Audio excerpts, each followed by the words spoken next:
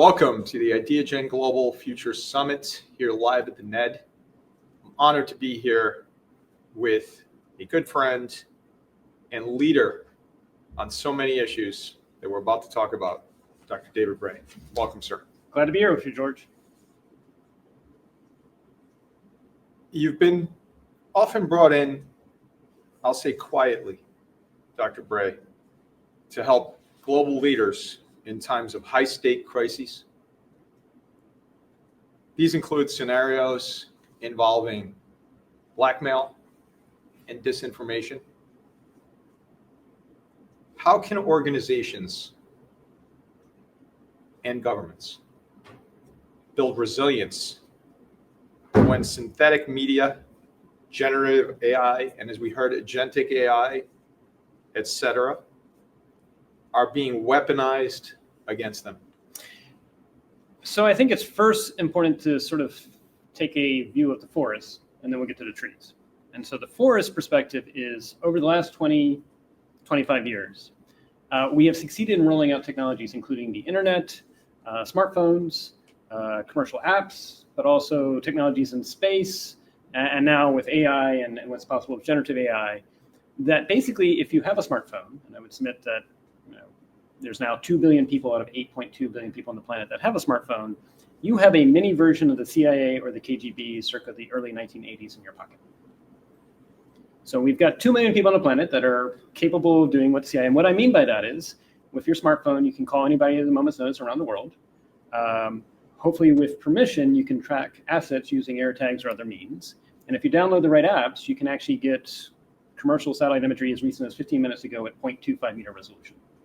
I guarantee you that President Reagan, President Bush 41, President Clinton, and President Bush 43 would have loved to have had your smartphone as part of the Situation Room in the executive office of the president. Incredible. And that's just the last 25 years. So when companies are trying to think about how they navigate, there's obviously huge opportunities because the next 1 billion people on the planet that are going to get this technology are going to get it for less than $100. And that creates opportunities, but it also creates risks. Because now with generative AI, we have succeeded in passing some aspects of the Turing test, which means we can create realistic text, realistic audio, realistic video that looks authentic and is completely synthetic. It's only about 43 seconds of a audio clip that I can create something that makes it sound like you said something when in fact you didn't. And that's going to be particularly hard for free societies, because free societies, we don't police what people think. I don't want to become a dictatorship where either it's a government or a company arbitrating what is truth. And the reality is, oftentimes as things are emerging, getting to what actually is truth is hard. On top of that, there's a reason when you go to court, they say you want you to tell the truth, the whole truth, and nothing but the truth, because those are 3 different things. And sometimes, whether it's an advertisement or rhetoric or things like that, individuals might do 2 of the 3 things. And it's not exactly a lie, but I didn't tell you everything I had to give up to get the win that I got for whatever. Or that energy drink, yeah, it's going to be great, but is it going to really make you climb a mountain? That sort of thing. So this is really interesting because we are in an unprecedented, unplanned experiment in which we have super empowered people with massive capabilities. And at the same time, free societies are kind of unprepared. And again, I don't want to become an autocracy where I say, this is the version of truth. If you don't like it, you're fired, imprisoned, and or killed. So what do companies do? I think we're now at the point where we need to see the rise of services that will say, if I have taken the time to confirm that this video, this audio clip really is me or my brand or my company, then I have asserted that. Everything else, it's kind of like caveat emptor, buyer beware. We almost need to be caveat internet on the internet, which is, anything you see on the internet until you've taken the time to triangulate it, it might actually be untrue. And it's still worth knowing that even though we have super empowered people with the capabilities of the CIA and the KGB, the agency still hires 15,000 plus analysts that take 3 to 4 weeks to research an issue, to write up for the president's daily brief. And even then they give confidence intervals and sometimes they're wrong.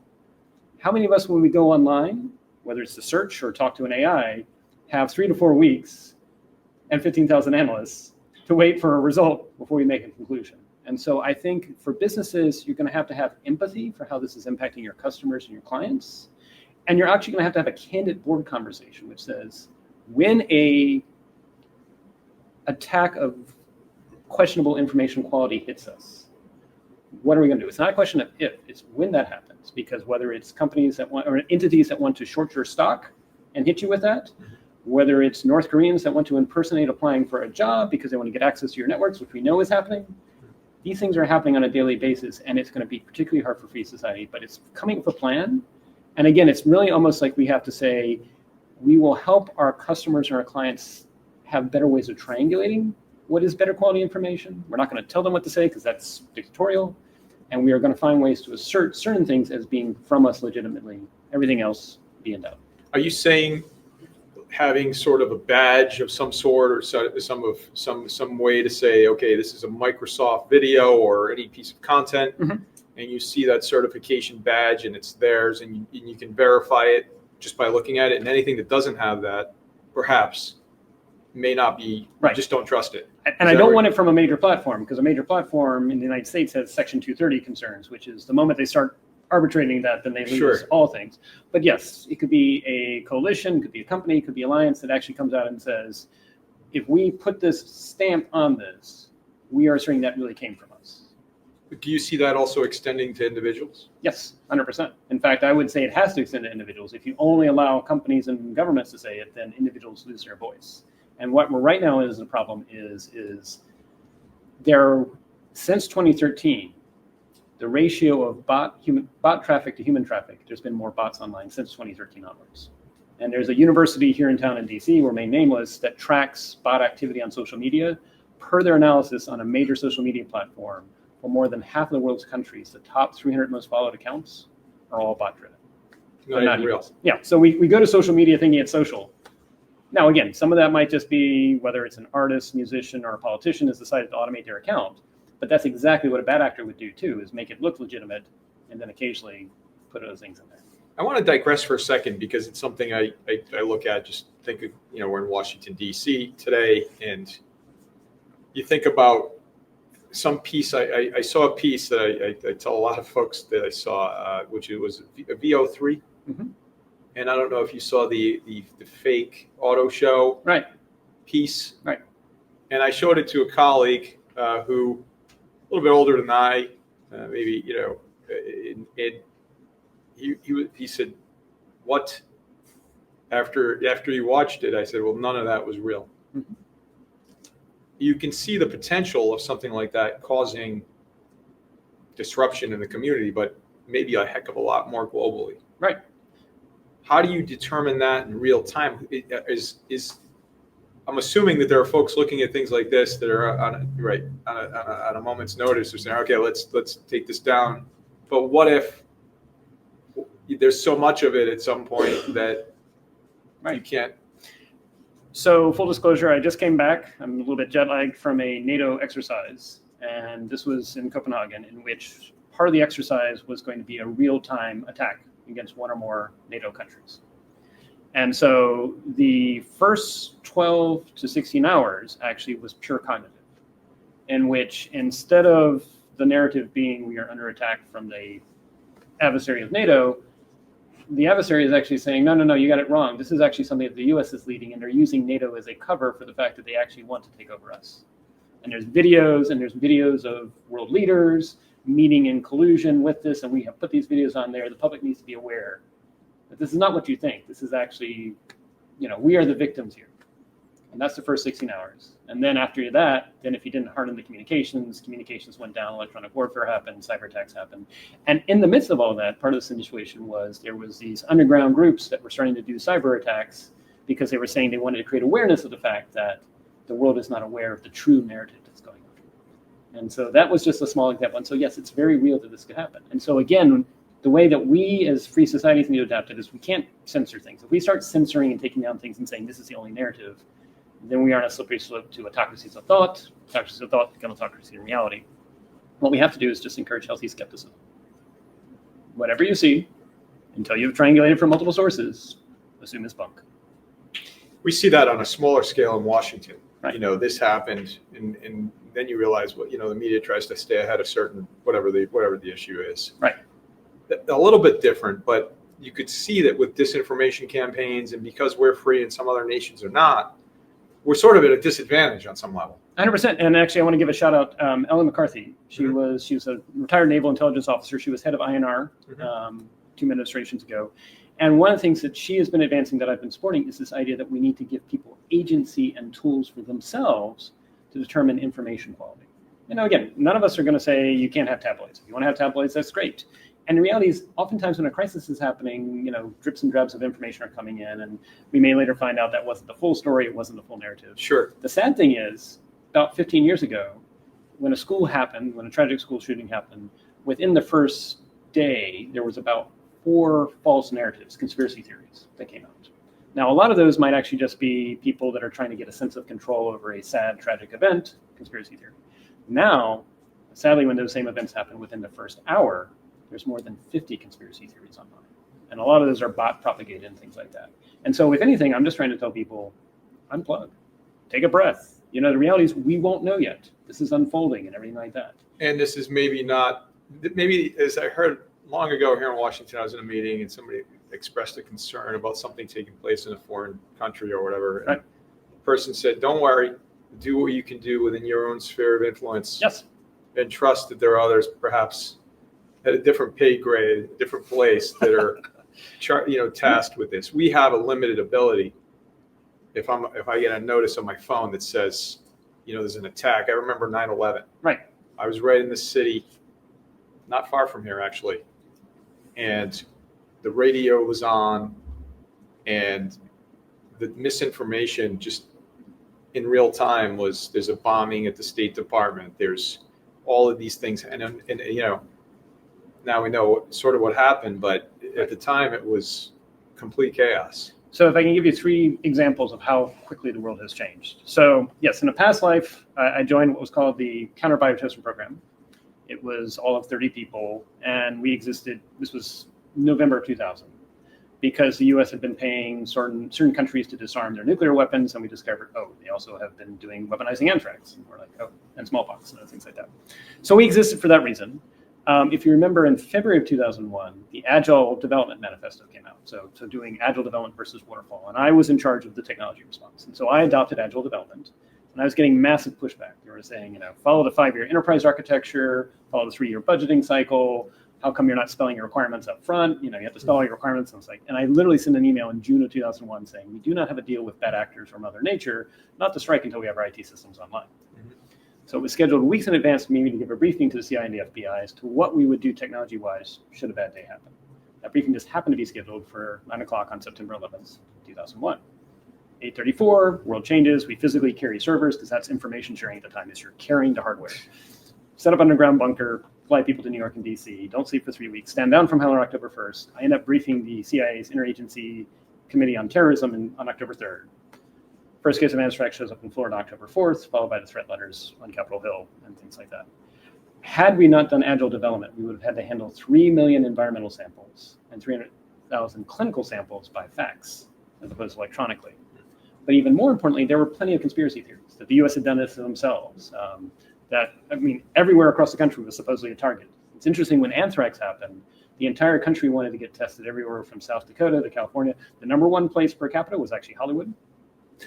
Draw into it what you will, but that was 2001. So now let's fast forward to 2009. So in 2009, I'm on the ground in Afghanistan. I get to grow a beard, get to go outside the wire, not in uniform, not active service. And while I was there was unfortunately an event that happened in Western Front, in which the Taliban had determined that the local governor was on a bribe, and they showed up before the governor took his bribe and said, you either pay us or we'll kill you. So local Afghans do a logical thing. They pay the Taliban. The governor finds out. He gets upset. So he calls in NATO and US forces saying Taliban's in the area. Well, US fighter jets fly overhead. They see there's innocent civilians on the ground. They fly away. But what happened was the Taliban had taken a photo of the fighter jet flying overhead, and then they did a propane tank and had timestamped both of those photos and went on social media saying US airstrike kills innocent Afghans. So, of course, the Department of Defense says, they're saying, we're investigating. That's true. But of course, the media cycle is spiraling out of control and everything like that. It took about 3.5, 4 weeks before the Department of Defense finally figured out what happened. But by that time, the news bubble had moved on, and the US ambassador had actually apologized for what was happening. Even though, in the end of the day, it was Taliban committed. They had just tried to construct a scenario. They had actually used our own OODA loop, our own cycle of decision-making against us as a way to win, favor in their support. That was 2009. And remember, smartphones had just come out about 1.5 years ago. So fast forward now to 2017.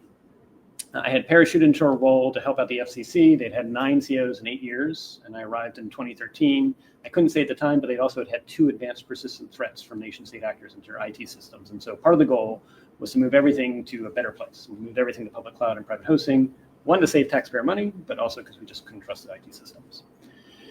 There was a high-profile public proceeding here in the United States. For those not familiar with what public proceedings are, it's a chance to raise novel legal issues that the agency must answer before it makes a decision. It's not a vote. It's not an opinion test. That's not what it is at all. It's a chance to raise novel legal issues. And most government agencies receive less than 10,000 comments over 120 days. We were seeing 7,000, 8,000 comments a minute at 4 a.m., 5 a.m., 6 a.m. U.S. Eastern Time. Now, we had already sort of gone and asked General Counsel, could we block bots? And they said no, because if someone can't see and can't hear, they may not be able to file a comment. That's a violation of the Administrative Procedure Act of 1946. So no capture for you. Okay, can I use invisible means? No, that looks like surveillance. Can't use invisible means to detect bots. Can I at least block the same internet protocol address, IP address, filing 100 comments a minute? No, because one of those 100 comments might be real. So we ended up spinning up 3,000 times our capacity. Fortunately, we had moved to cloud, so we could do that. We were up 99.4% of the time. But the chairman's office came in and said, is this a denial of service? And I said, not at the network layer. I mean, nothing's been compromised. The database is fine. We're getting the comments. But effectively, given the rules of engagement at the application layer, yes, it's blocking actual humans from leaving comments.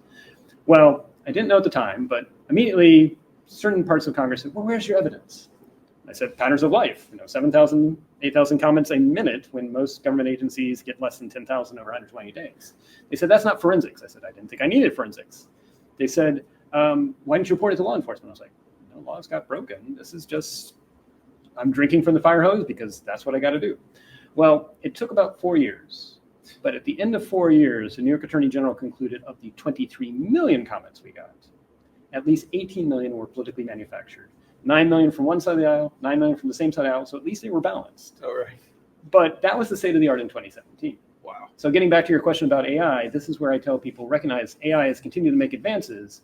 The ability to create synthetic content that looks very realistic is going to only continue to excel. The only way we get back to it is healthy skepticism and asserting with some degree of confidence, this really came from me. Everything else assume is bunk until proven otherwise, because by 2030, some estimates say about 40% of the data on the planet will have been synthetically produced.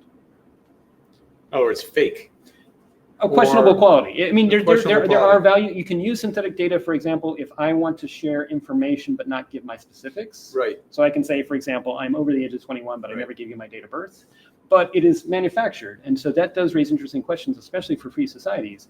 How do you make any decision when you're not even sure that the data you're basing your decision on? And this is where I tell people, in some respects, we all have to become mini versions of the intelligence agencies, which is healthy skepticism, triangulate from multiple sources, know the lineage and pedigree of where something came from, know your sources and the degree in which you trust them. It's almost like we all have to be mini versions of the CIA. Yeah. And so OpenAI, ChatGPT, Perplexity, all these other platforms, Grok. If you're using ChatGPT, and this is an aside question, but it's Sure. I think a pertinent one. And you're asking it a question about whatever it may be, who won the Super Bowl over the past 30 years. And it doesn't tell you where the content is coming from. Right.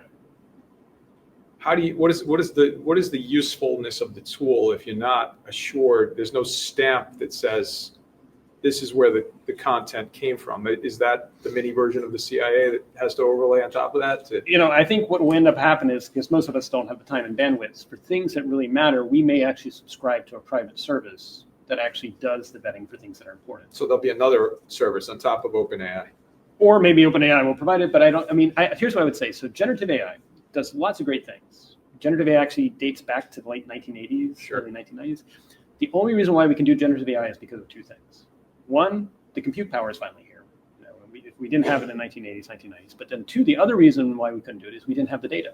Mm-hmm. The reason why we have the data is because we've all used the internet for the last 30 years because we produce that data. Right. Which means the good, the bad, and the questionable.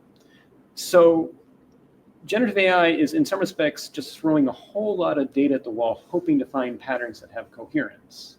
But when you ask that prompt, if the data doesn't actually exist there, it may give you something that looks very realistic, but it's completely synthetic. And that's where you see, for example, where lawyers have asked questions of generative AI, it cites court cases that have no existence whatsoever. Or you ask for a scientific reference and it looks like it came from Nature, but that article doesn't really exist. And so that's where you have to say trust but verify. Trust but verify. The other thing that I would also say, though, is there have been multiple flavors of AI. And so we shouldn't assume that generative AI is the only one out there. And so I'm a big proponent of what's called active inference. And what is active inference? Essentially, it is probably the best way is if you have a 4-year-old or a 3-year-old and you give them an object, they'll drop it on the floor.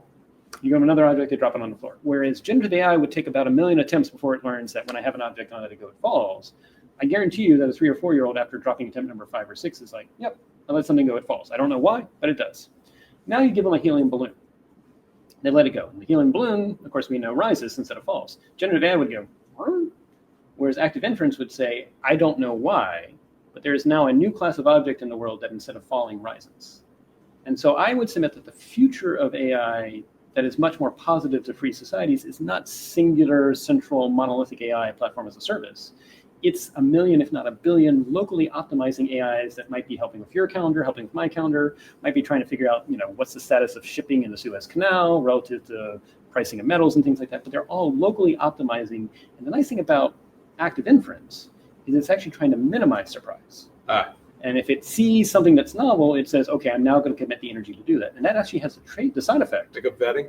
It's vetting, it's probabilistic, and it's really just saying, I will now commit the resources to do something different. Because the reality is our brains are only using between 15 and 20 watts for everything we do. Yet we're talking about generative AI needing nuclear power plants. And, again, generative AI can do certain things well, but I would submit for a more energy efficient future, active inference would be a much better way. The other thing is also if you're in a field, whether it's national security or healthcare, where I can guarantee you your present and future is not embodied in the past training sets, I want to use that. So again, there are multiple flavors. Whenever I meet with people, there's 2 things I find just really fascinating right now. Is one, when we talk about AI, we don't talk about which flavor, because there's computer vision, there's expert systems. We really need to talk about which flavor. But then 2, when you see attempts at policy making around the world, it's somehow that we want to do one AI policy to rule them all. And I'm like, huh? When we did IT, we had these things called advanced data processing systems back in the 70s. We didn't think that our policies for IT and health was going to be the same thing for IT and banking, was going to be the same thing for IT and defense. So did we forget that? Or did someone mislead us in thinking that there was going to be one AI policy to rule them all? I think we just go back to existing laws and say, where does AI break the model? And again, what flavor of AIs break the model? And then upgrade them. And because the nice thing about active inference as well, and again, you can tell I've been pitching this for 2 years, and I recognize that VCs right now are bullish on Gen AI. You can actually bound what active inference even considers before it even computes it. And what do I mean by that? You can say, for example, in my house, I don't want the following things to ever be occurring. Or if I'm in a car, I don't want my car to plow into a building. Or if I'm on a plane, generally planes should not fly into buildings as well. So I can bound by space. I can also bound by time. For example, I don't want to get notifications between these hours and this hours because I'm off the clock. You can also bound by policy. Wow. And so if the best way to predict the future is to create it, I really think we need to encourage more businesses, more investors, and even countries to say, if you want a version of AI that's more conducive to free societies, let's get to it. Active inference. Incredible. Now, you've said that the future's already here. Yes. I think you just proved it with everything you just said. But you assert that it's unevenly distributed. Right. Gibson. Give credit to Gibson for the original quote, but yes. What do you see as the most urgent blind spots for both the public and the private sectors? The number one most important thing is we have unintentionally, in multiple technologies that have been rolled out over the last 2 decades, created a sense of anxiety and a loss of agency on the behalf of people. And so a lot of people look at this moment in time, they're like, I'm sensing polarization, I'm sensing anxiety. I'm like, yes, you are. Now, we've seen this before. Imagine if I told you this time in US history where there's massive technological progress, rise of companies. At the same time, newspapers were selling sensationalist headlines that may or may not actually match the actual story. We may have gone to war with Spain over a disinformation event. Yay. And the Congress was actually slightly more polarized in the 1890s. That was the 1890s. And we got through it. The way we got through it was we went back to the local level and reminded ourselves that the United States, and I would submit most free societies, are best with decentralized approaches, not centralized approaches. So in this moment, I can remember I was tackling some things around 2009, 2010, in which I was asked, as one is, you have 5 days to tell us what the future of work looks like in 10 to 15 years. You have 5 days. So did a lot of calls. I came back and I said, there's going to be multiple technological revolutions happening in parallel, including AI, bio, space, the like. And these are going to create a displacement of the types of jobs. It's not that there's not going to be newer jobs and even possibly more jobs created than displaced, but people are going to be displaced.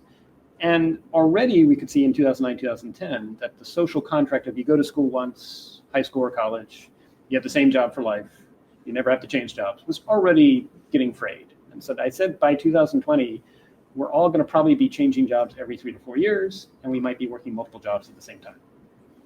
And so that's going to create a whole lot of stress and anxiety. And in particular, you're going to see more displacement of the types of jobs in the heartland relative to the coast.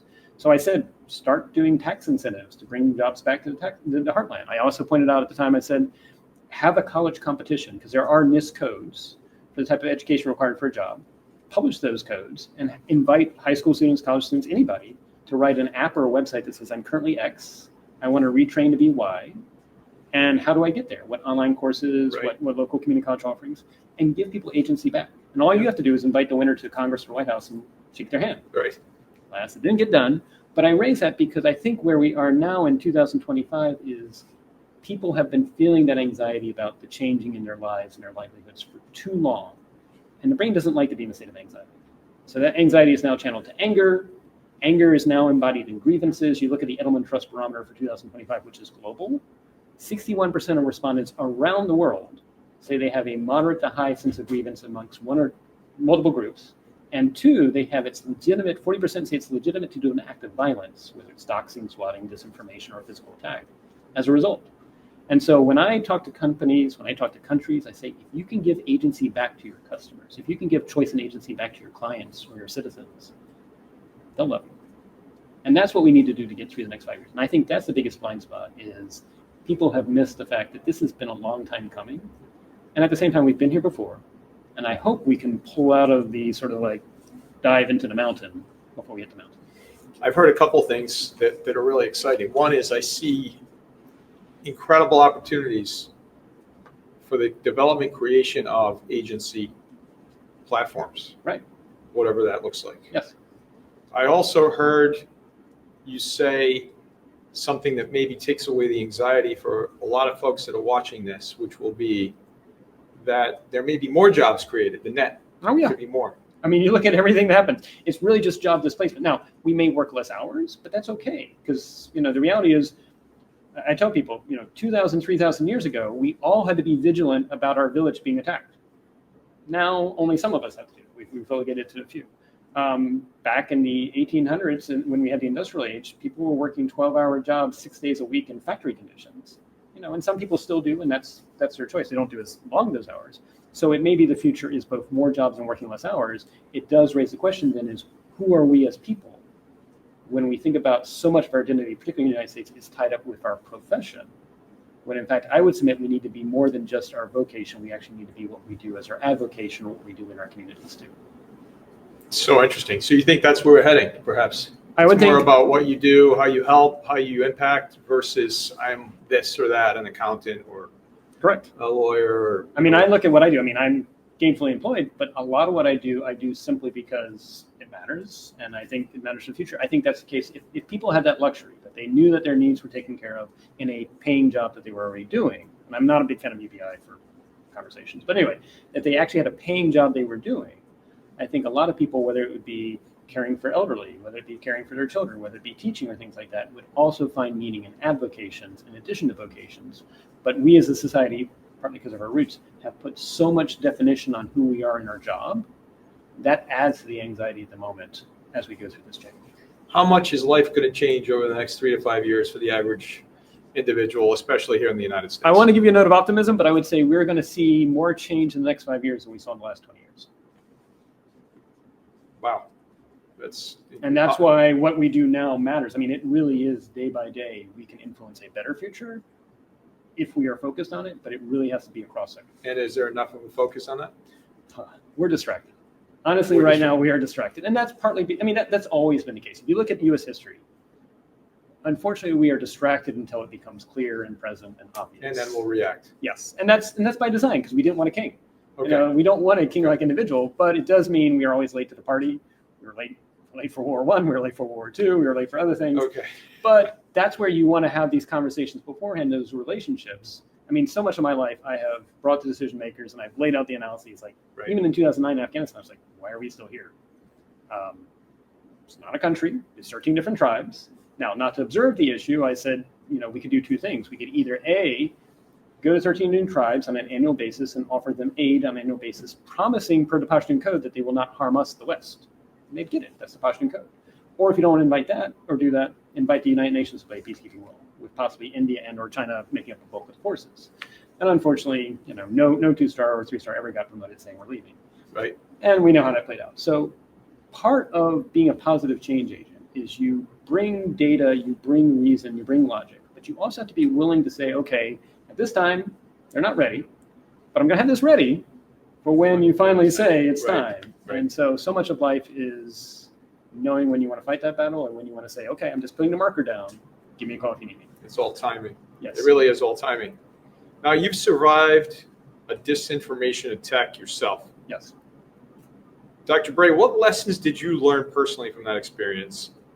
And how can future leaders prepare themselves, both mentally and operationally, for these types of assaults? Yep. It's going to happen if you're out there. If you're willing to be out there, someone will take advantage of what you're saying. And that's why I remind people when you go to court, they say tell the truth, the whole truth, and nothing but the truth. Because the way they'll attack you is they'll take one thing, but not do the whole picture.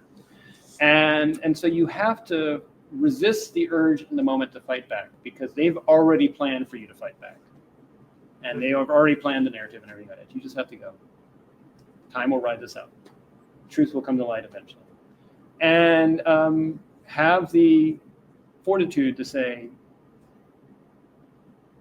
I know I did the right things, but even more importantly, I know I helped the team do the right things. Because in my case, I was being a flak jacket for the team. And while it felt, again, when you're doing a life of service, to have your service question, it can be sometimes the most personal attack. And I think that was part of the plan. But you just soldier on. And the way I look at it is, if that's the only thing I have to give for my country, that's a small thing. But I did say, and I recommend leaders, if you've not seen it, there's actually a really good video on YouTube. There's multiple videos, but it's Marcus Aurelius's The Meditations condensed into 30 minutes. Wow. And so Stoicism is your friend, because it helps you step back and say, while it feels very personal at the moment, I can't control whatever they're doing. I can't control whatever game they're playing. They're using asymmetry against me. What I can do is control my response. And my response, instead of being motivated by anger and frustration, can simply be, you know what, I'm just going to keep on soldiering on. And guess what?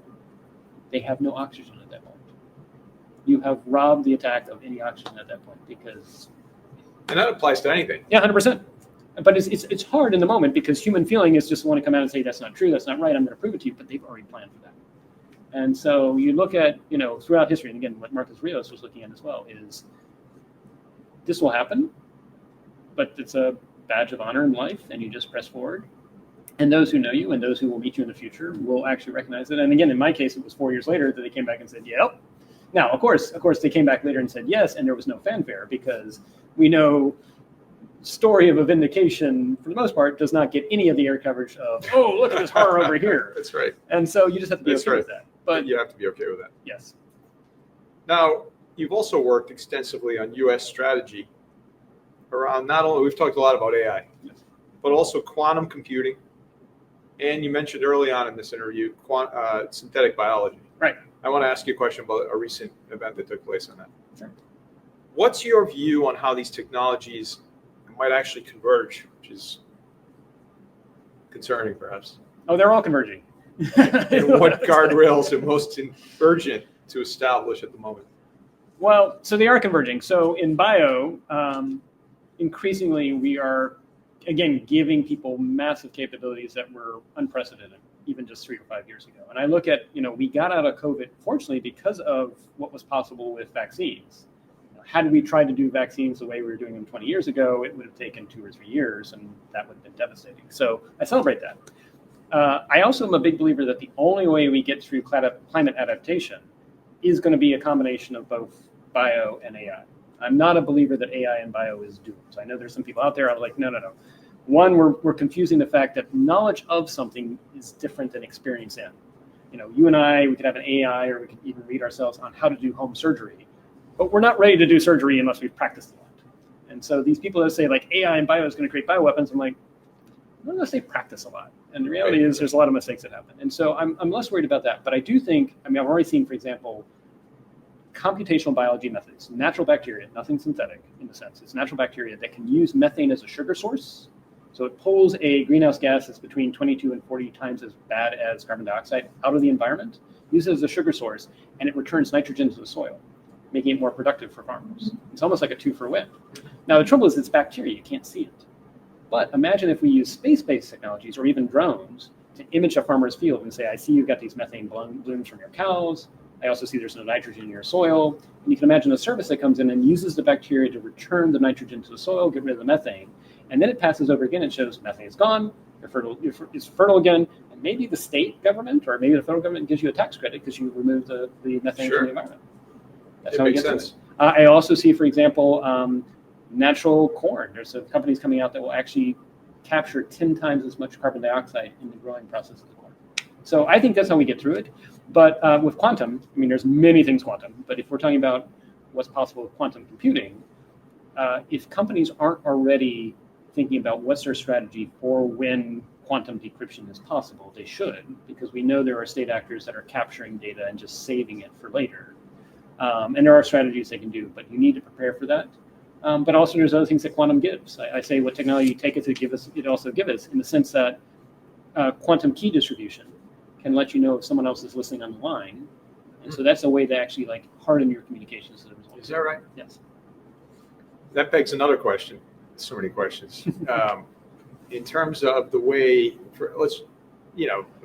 I won't single out a single platform, but there's so many digital platforms. And especially younger folks are posting everything. They're out there posting pictures and, that's all they do all day long. Right. And then you have a political system. I'll just use the United States. And there's something called opposition research and all that. I think the future is going to be bereft with a lot of different things for a lot. I don't think the younger folks today, maybe we've already seen some in politics come out. Oh, this is a picture of this person or that. But can you only imagine, Dr. Bray, what's coming at us for future Supreme Court nominees, for congressmen, senators, president, all these things? We're still at the point where we're at the age where that didn't exist for us. Right. But we're starting to get to the point where for the next generation, they're posting everything. And it's all for some bad actors. They're just storing that somewhere. Yep. Ready to, I saw a movie on how the KGB had an agent on Ronald Reagan when he was even in Hollywood. Right. Following up through the ranks, didn't know if he was ever going to become president, but they were tailing him and building a file on him, right. A human file. Yes. What's your thought on that? Well, and that's why I tell people, the good and the bad of we've now given people the capabilities of the CIA and the KGB. So you're absolutely right. We know there's been some high-profile compromises of data, OPM being one, but others, and we've never seen that data show up on the dark web. So we're like, well, why was that captured? And so one might ponder that maybe there is a state actor that is building a regression model of what are the traits of possible future hires for certain communities. And if I can figure out what those traits are, and like you said, maybe through TikTok and other means, I happen to capture them doing something embarrassing or something that they wouldn't want to see later. I saw there was a trend on TikTok that was, I'm not on TikTok, but it was like military TikTok. I'm like, no, what could go wrong? But yes, that's happening. And like you said, it's also possibly happening domestically too. And so I'm not saying you should not have the conversations online, but I think you should be aware. I think, again, that's where we need to go back to the idea that I'm going to assert certain things truly are for me, because what I'm also seeing, and you mentioned, like in the last 2 to 3 years, I'm seeing certain cases where there's a CEO of a company or a CFO of a company got an approach, they may not have been aware that it was from someone who was a foreign agent, got put in a compromising position, and they were either then, essentially, then it was captured and they could be then blackmailed, or they did the right thing and said, no, no, no. But the trouble is it was captured, and then using generative AI, you can make it look like they did say yes, which still is just as damaging. And so what I'm trying to tell companies is, again, you may not care about geopolitics. Geopolitics cares about you. And right now, U.S. companies are the front line for multiple threat actors. What's your mechanism if a member of your C-suite or a member of your board does something silly, or even does the right thing, but now there's something out there that makes it look like they did the wrong thing? How do they come in from the cold and say, because I would rather know that than to have them be extorted or blackmailed, and then they start doing things that even sabotage your company, let alone the country. That's going to need to be done. For the younger generation, we may reach a point where two things happen. Either one, we all realize we're all human and we're all frail, and that's okay. Or, I'm not endorsing this strategy, but I have actually wondered at what point in time will there be services where you hire things to flood the zone with things that are questionable as to whether or not it's you or not. Again, reinforcing the idea that unless I've endorsed this, right, assume it's bunk. And that may already be happening. And so I think we will get through it. I actually, in some respects, if you look back again at the 1890s was full of virtue signaling, in which people believed that they were only one dimension, they were caricatures. Those caricatures may not actually match who they really are. I think we need to recognize that we're all multidimensional people, right? And that's okay. But I'm wondering when the virtue signaling period will end. We'll see. And you're optimistic. I am, because we humans, I think every 10 years we respond to the last 10 years and we organically reject it. And you're saying that you mentioned how this is it multiples of the Industrial Revolution as well? Yeah, 100%. I think again, this is. Give me a number on that. What do you think? How many X of the industrial? At least 5X. So as I gave the example that we're experiencing more change in the next 5 years than we experienced in the last 20 years. 5X. Yeah, at least 5X. And you think this 5X opportunity is juxtaposed upon the Industrial Revolution for opportunities? Yeah, 100%. There's definitely opportunities. And I think what we need to be aware of is this is not just one revolution. There are at least 5 or 6 parallel ones. And I actually celebrate free market systems in the sense that free market systems ultimately end up with people having access to things they never did. Think about ice cream. Ice cream used to be only available to the royalty in the court of France, and now we all have ice cream. Yay. But there's this lag period between when it's only available to a few and everybody else, and that can be exploited to create grievances saying, well, they've got it, you don't, or they've got this. Sure. And so now we've got 5 or 6 things happening in parallel. That's creating a whole debate. So we need to accelerate as much as possible, making it so that people actually have access to this, and it's not centralized to just a few. Because if it's centralized to just a few, sadly, autocratic regimes will target that and use that to create wedges in free societies. And so local organizations are increasingly on the front lines of navigating global disruption. Let's talk very briefly about small and mid-sized companies. How do they prepare for this geopolitical and technological turbulence when resources are limited? And on the back end of that, example, talking to a guy recently who laid off 200 people in a call center and contracted with one of the generational AI opportunities to supplant what he was paying $100,000 a month for with $1,000. Right. How do you navigate that? Right. So obviously business will have to change. To not change would actually be death. I do think what's useful, and I realize, small businesses, mid-sized businesses, they're dealing with the turbulence. Go back to first principles. What do you want to do well? Figure that out, double down on that, figure out your combination of human and technological strategy. Recognizing I did a PhD and then immediately went to Afghanistan, but my PhD was actually on what was called collective intelligence. And collective intelligence is defined as how do humans and machines make better decisions, lead to better outcomes, not just machines. And I think that's where we have, for various reasons, it might be they're pursuing IPOs and things like that. There are certain AI companies that are selling AI only. And I'm like, no. As we already said, like with generative AI, you want the human to be, yes, I'll use the AI as the first source, but then I want to go and triangulate it. Is that the case that really was the winner of the baseball game in 1941 or not? And so... And you see that being a permanent scenario? Oh, 100%. You look at, so when the printing press came out, all these conversations we just had, they were saying it was the end of the world. The Catholic Church was saying, it's the end of life as we know it, even though they were an early investor in printing press, by the way. Martin Luther actually penned his 95 Treaties and created a great schism. There were people lamenting that this was going to lead to diminished quality of text because it was mass printed as opposed to hand copied. All these things were there. There's intellectual property theft and things like that. We got through it. And at the same time, while it was the end of the world as we know it, when the printing press came out, I don't think any of us want to go back to 1399. So we are undergoing a similar end of the world as we know it. But if we make deliberate choices, we can make it a better future. And if you look at what happened with books, it's not like books replace people. It's just we use books to actually speed up our decision time, have more informed knowledge. I think with AI, this version that AI is going to do everything, I'm like, it will do a lot of things. Rote and repetitive things, great. The novel, you actually want a human AI hybrid. And I'll give us an example. At the tail end of the last administration, there were some export controls that I think they kind of rushed out the door. I'm nonpartisan. I swore to the Constitution, not a party, but they kind of rushed it out the door. And on a whim, I went to a GPT of choice and I said, pretend you are a nation of 1.3 billion people in which these export controls are targeted on. I want you not only to navigate around them, but I want you to find ways to make money doing so. And the GPT went and gave me 5 answers.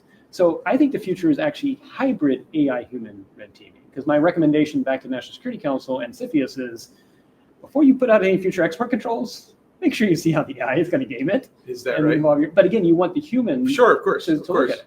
And so actually, with Ellen McCarthy, we actually have it's an unclassified paper where we also did the same thing to an AI where he said, pretend you're certain nation-state actors. How would you use the structural organization of the intelligence community as we know it against us? And so, and of course, it's unclassified because it's coming from an AI.